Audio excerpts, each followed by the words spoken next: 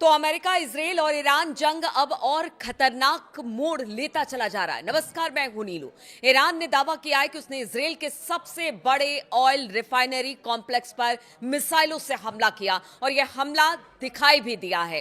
कई social media sites पर हर जगह इस हमले की तस्वीरें साफ तौर से दिखाई दे रही है। यह हमला हाइफा बे स्थित बजान ग्रुप की रिफाइनरी पर किया गया और इसे इजरायल की ऊर्जा व्यवस्था की रीढ़ माना जाता है। ईरान की इस कार्रवाई ने पूरे क्षेत्र में हलचल मचाकर रख दी है। खास बात यह है कि इस रिफाइनरी का संबंध भारत और इजरायल के आर्थिक हितों से भी जुड़ा जाता है। ऐसे में इस हमले के बाद सवाल उठने लगे हैं कि क्या हाइफा अब युद्ध का सबसे बड़ा निशाना बनने जा रहा है, क्योंकि बीते कुछ दिनों में हमने देखा है, चाहे वो तेल हो या फिर गैस हो, हर डिपो पर, हर रिफाइनरी पर, हर बेस पर इसी तरह से हमला किया जा रहा है, जो कि अच्छे संकेत नहीं माने जा रहे हैं। ईरान के इस्लामिक रिवोल्यूशनरी गार्ड कॉर्प्स यानी IRGC ने कहा कि यह हमला खैबर शिकन सॉलिड फ्यूल बैलिस्टिक मिसाइलों से किया गया। ईरान का दावा है कि यह कार्रवाई हाल ही में ईरान के तेल डिपो और ऊर्जा ढांचे पर हुए अमेरिकी और इजरायली हमलों के जवाब में किया गया है। कि ईरान लगातार कह रहा है कि अगर उसके ठिकानों पर निशाना, खास तौर पर ऊर्जा ठिकानों पर अगर निशाना किया जाता है तो फिर इसका बदला और जवाब दिया जाएगा। अब उसी जवाब के तहत चाहे वो कतर हो, सऊदी अरब हो और अब हाइफा हो, इसको देखा जा रहा है।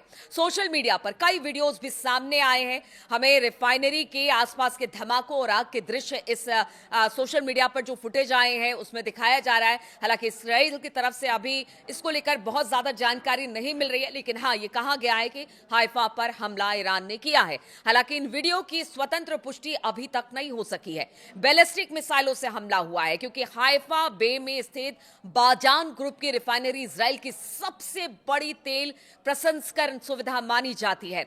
रिपोर्ट्स के मुताबिक ये जो रिफाइनरी है वो देश के कुल घरेलू ईंधन की करीब करीब 50 से 60% आपूर्ति करती है। इसलिए इस पर हमला इजराइल की ऊर्जा सुरक्षा के लिए एक बड़ा झटका माना जा रहा है। और इससे पहले अगर बात की जाए तो इसी को जून 2025 में भी निशाना बनाया गया था। यानी 2 जून 2025 में ईरान के मिसाइल हमले में इस रिफाइनरी को तब भी नुकसान हुआ था और आज भी इसमें नुकसान हुआ है।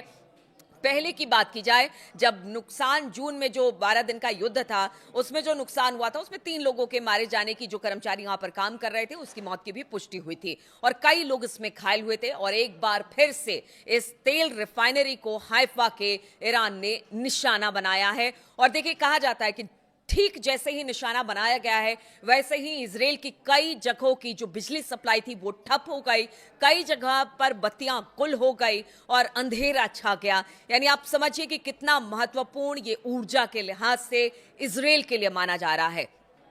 अगर ईरानी अधिकारियों की बात की जाए तो उनका कहना है कि हाल के दिनों में तेहरान के आसपास मौजूद तेल भंडारण केंद्रों और ऊर्जा ढांचे पर हुए हमले के बाद यह कार्रवाई की गई है। हम बिल्कुल नहीं चाहते थे कि इस तरह की कार्रवाई हो, लेकिन जब इजराइल ने हमारे ऊर्जा संसाधनों पर हमला किया उसके बाद यह जवाबी कार्रवाई है और ये तब तक करते रहेंगे जब तक कि इजराइल और अमेरिका जो है वो हमारे ऊर्जा ठिकानों या फिर गैस भंडारण हो या LPG हो, इन सब चीजों पर अगर हमला करता है तो फिर इसका जवाब दिया जाएगा।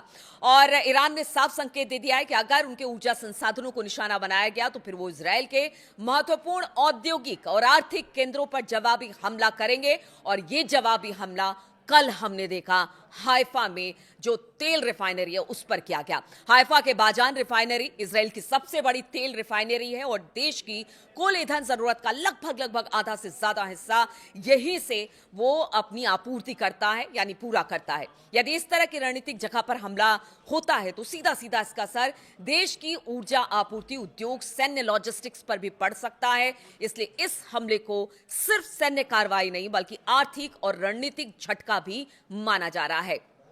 कतर, सऊदी अरब के गैस और तेल ठिकानों पर भी हमला हुआ और अब इजराइल को निशाना बनाया गया है। इससे चिंता और ज्यादा पूरी दुनिया की बढ़ गई है, क्योंकि कतर की बात की जाए, कतर बहुत सारी जगहों पर गैस का आयात निर्यात करता है और उसके अलावा अगर बात की जाए बहुत जगह पर कतर के गैसेज या सऊदी अरब से जो तेल हैं या गैस हैं वो अलग अलग मुल्कों में जाते हैं। अब जब हाइफा की बात की जाए तो भारत भी वहां से तेल मंगाता है, आप समझिए कि अगर इस तरह से आगे आने वाले दिनों पर गैस और तेल के भंडार पर हमला किया गया तो इसके दूरगामी परिणाम होंगे, क्योंकि कहा यह जा रहा है कि कतर के जिस गैस प्लांट को निशाना बनाया गया वहां पर 17% प्रोडक्शन कम हो गया है।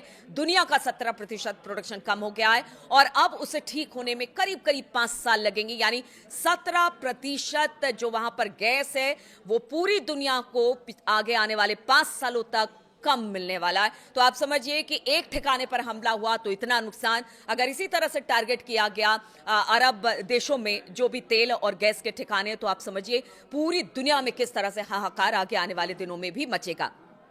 अब दूसरी बड़ी खबर आपको बताती है, ईरान ने पहली बार अमेरिका के सबसे महंगे F-35 स्टिल्थ फाइटर पर हमला किया है। सीएनएन ने बताया कि यूएस F-35 लड़ाकू विमान ने मध्य पूर्व में एक यूएस एयरबेस पर आपातकालीन लैंडिंग की है, ऐसा तो कहना सीएनएन का है, लेकिन ईरान का कहना है कि उन्होंने मार गिराया है।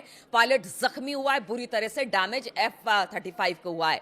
माना जा रहा है कि विमान पर ईरान की तरफ से हमला किया गया था। यूएस सेंट्रल कमांड के प्रवक्ता कैप्टन टिम हॉकिंस ने कहा कि 5वीं पीढ़ी का ये स्टेल्थ जेट ईरान के ऊपर एक लड़ाकू मिशन पर था और तभी ईरान ने इसको मार गिराया। हालांकि अमेरिका का कहना है कि आपातकालीन लैंडिंग था, कारण क्या था यह नहीं बताया गया, लेकिन ईरान दावा कर रहा है कि उसने F-35 को मार गिराया है। हॉकिंस ने कहा कि विमान सुरक्षित है और इस घटना की जांच की जा रही है। यानी बहुत स्पष्ट तौर से अमेरिका ने इस पर कुछ भी नहीं कहा है, लेकिन रक्षा सचिव पीट हेग्सेथ ने गुरुवार सुबह कहा था कि अमेरिका निर्णायक रूप से जीत रहा है और ईरान की हवाई सुरक्षा पूरी तरह से ध्वस्त हो चुकी है।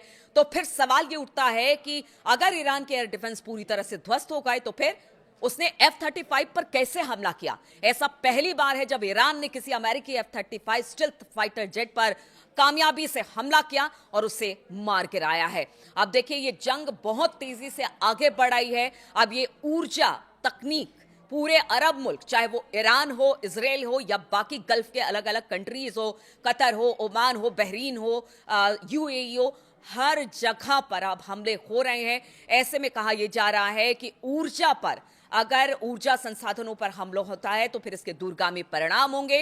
हालांकि ईरान ने साफ कर दिया है कि अगर उनके ऊर्जा ठिकानों पर हमला होगा आगे भी तो वो हमला करेंगे। इधर ट्रंप का भी बयान आ गया, उन्होंने कहा कि इजराइल ने हमला किया था ऊर्जा ठिकाने पर ईरान के, मुझे पता नहीं था, लेकिन अब आगे से इजराइल ऐसा नहीं करेगा।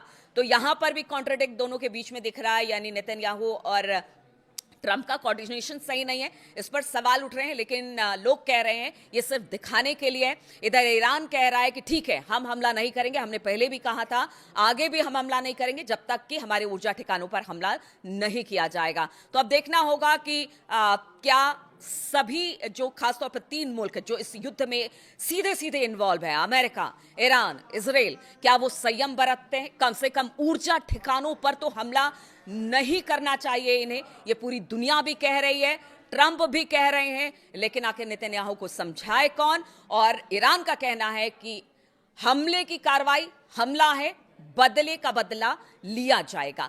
तो इस तरह की कार्रवाई के साथ अब ये जंग धीरे धीरे आगे बढ़ती चली जा रही है। आगे और किस तरह की खबरें सामने आती है ये लगातार हम आपको अपडेट करते रहेंगे। फिलहाल बहुत बहुत शुक्रिया मेरे साथ जुड़ने के लिए।